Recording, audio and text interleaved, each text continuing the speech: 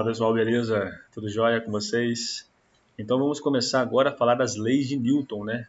Primeiramente, bem-vindos à aula de hoje, né? Meu nome é Marco Aurélio. Se você não está acompanhando a sequência de aulas, recomendo que comece da aula 1, para você entender o que nós vamos falar na aula de hoje, tá? Cada vez nós vamos construindo a nossa base e aumentando a amplitude dos conceitos que nós estamos trabalhando, ok? Hoje nós vamos começar a falar da primeira lei de Newton. Então a aula de hoje é a primeira lei, na próxima é a segunda e na outra, na nossa última aula, a terceira lei de Newton. Vamos lá então. Primeira lei de Newton, ou lei da inércia, tá? Vou falar aqui para vocês o enunciado dessa lei aqui. Em um referencial inercial, na ausência de força resultante, o corpo permanece no estado de inércia. E nós já vimos na aula passada quais são os estados de inércia, que é repouso ou movimento retilíneo uniforme. Vamos repetir esse enunciado para fixar bem. Em um referencial inercial, tá bom? Referencial inercial, que é aquele referencial que não está submetido à atuação de uma força resultante. Na ausência de força resultante, o corpo permanece no estado de inércia, ou seja, ele vai permanecer em repouso ou movimento retilíneo uniforme. O que ele quis dizer aqui?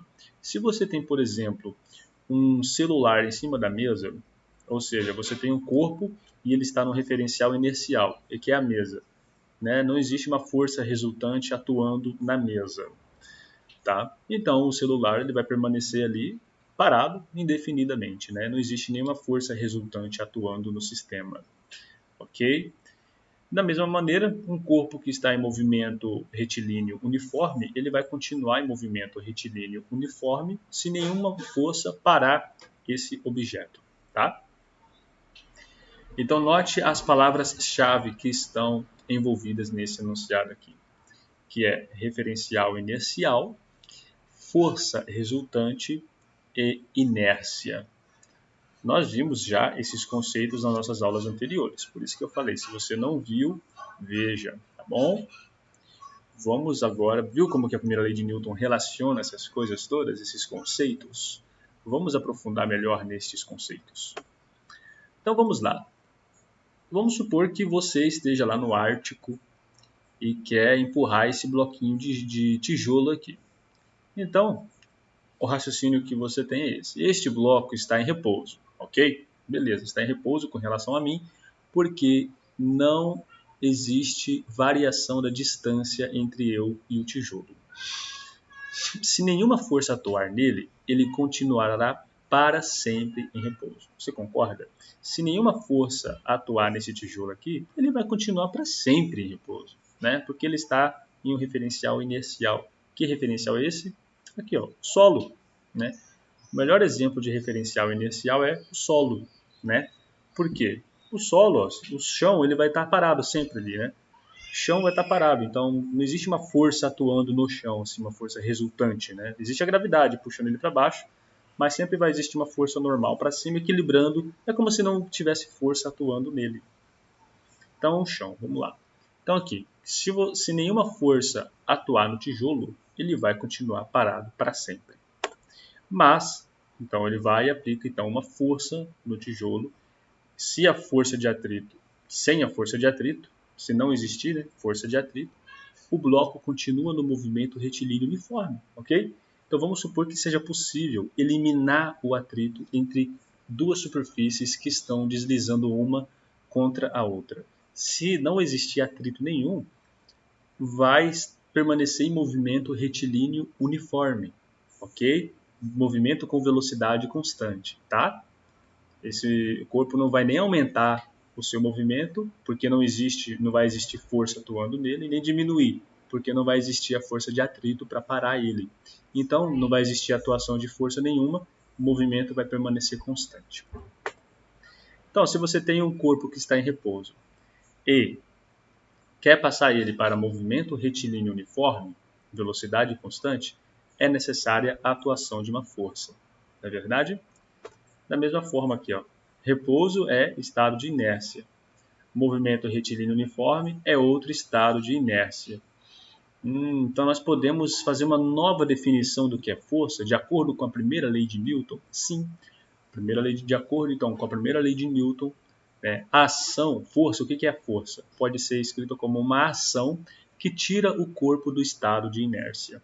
Se você tem um corpo cujo estado de inércia é repouso, você quer tirar ele do repouso, aplica uma força nele. Se você tem um corpo que o estado de inércia nele é movimento retilíneo uniforme e quer parar ele, né, quer cessar esse movimento uniforme, tem que aplicar uma força. Então, força é aquilo que tira o corpo do estado de inércia. Nossa, bacana, não é verdade? Muito bom. Vamos dar um exemplo prático da primeira lei de Newton, como que ela está presente no nosso cotidiano. Bom, no nosso cotidiano, a primeira lei de Newton, a lei da inércia, ela está presente quando nós vamos estudar o caso do cinto de segurança, tá? Então, no cinto de segurança, nós temos a aplicação da primeira lei de Newton, ok? A primeira lei de Newton está lá no cinto de segurança. Como que isso é evidenciado, então? Vamos supor que você tenha um cidadão que está dirigindo ali a sua Ferrari, porém, olha só, ele está sem o cinto de segurança. Então, ele começa a dirigir, ele freia bruscamente e o que acontece? Quando ele freia bruscamente, beleza, o carro parou, mas o corpo dele, que já estava em movimento, por inércia, vai tender a estar em movimento, entendeu? Então, é a mesma coisa, você está lá dentro do ônibus, dentro de um carro, e do nada ele para. O seu corpo, que já estava em movimento, continua em movimento em razão de o movimento constante ser um estado de inércia. Lembra que nós falamos? Se nenhuma força atuar em um corpo que está no estado de inércia, esse corpo vai permanecer no estado de inércia. Então, como aqui o estado de inércia é movimento constante, se nenhuma força atuar para esse corpo aqui, ele vai permanecer no movimento constante. Então ele só vai parar quando tiver uma força contrária ao movimento? Sim. Nesse caso aqui foi o próprio carro, né? A própria plataforma aqui que fez a força na pessoa, né? Que a gente vê esses acidentes, né?